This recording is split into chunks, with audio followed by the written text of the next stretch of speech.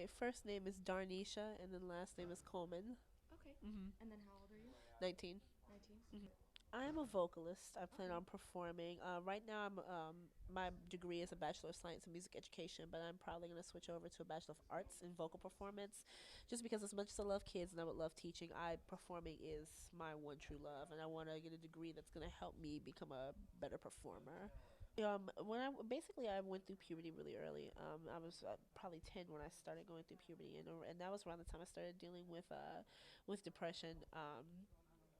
Being young, and at first, when you're young, it's like, oh, you're just kind of like, kind of sad, like, that kid that's kind of like, off to themselves. But like, it was for me, the more the years progressed, I noticed more patterns within. By the time I was 13, I was noticing that there were there were strings of days, weeks, sometimes even months where it was just I was checked out. I didn't want to do the things I like to do.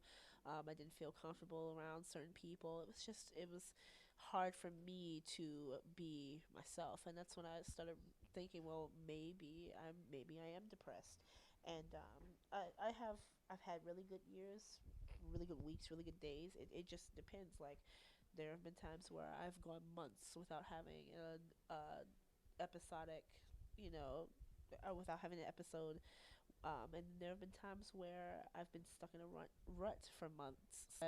Um, I've never actually sought professional help, which I know I should, but because when I was younger, I was able to deal with it a lot on my own. A lot of, music is my one true love. Helps me stay focused, helps me release, and also, very religious person, do that kind of thing. But I know I've had other friends who have dealt with it, and for them, they definitely got the help, and I saw the improvement in them. But the first time I really noticed it being 13 was I started acting out a lot. I just felt I was really anxious. I didn't try as hard in school as I had, when I was younger. I always been very academic, and at one point I just stopped caring about school.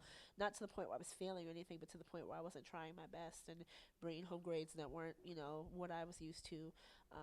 There was a point where I was stealing things, and it wasn't even because I like needed the things or even wanted the things or wanted to steal, but it was just something to do. Parents, with the homework changes and things, they just was like, oh, they thought it was my friends. I'm spending too much time with my friends, and like, you need to, buckle down and like, participate in school. They didn't notice anything with God, I had totally blanked.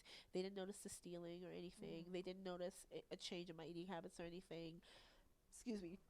And mainly that's because, my mom, she works. My stepdad, when he lived at home, they were always working.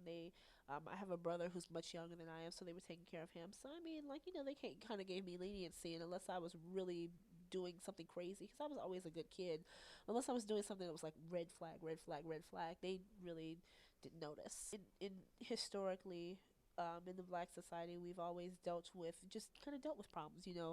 When our ancestors were slaves, very strong people dealt with slavery.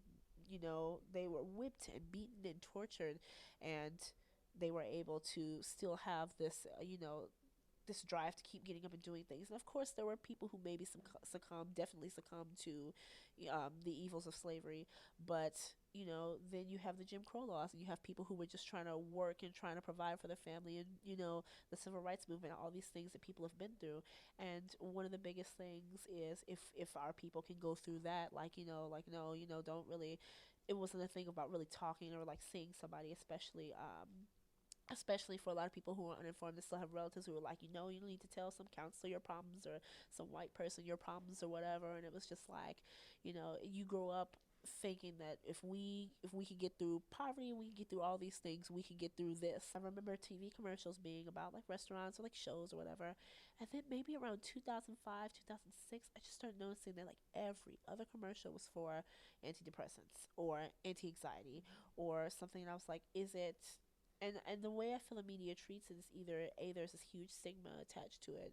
I feel a lot of times that they don't really center much, especially. And a recent example was with Robert Williams with his passing.